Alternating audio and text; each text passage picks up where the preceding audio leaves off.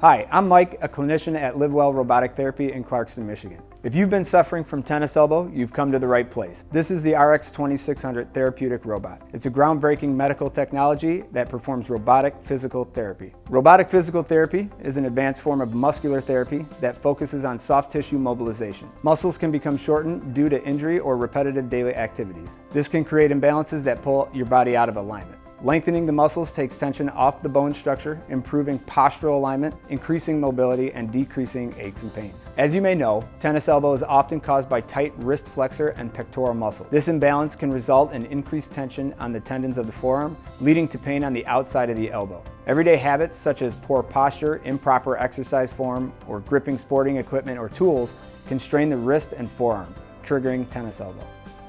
Robotic physical therapy addresses the shortened and tight muscles with the goal to allow your body to get back to its natural alignment. The RX2600 is precise and efficient in the amount of pressure applied to the muscle tissue. Because of this, the patient discomfort is reduced to a minimum, if any at all. Many patients see results in the first session. Most of our patients' issues are resolved or manageable within 5 to 10 weekly sessions. When you compare the time and cost to other treatments, it's an affordable and effective solution.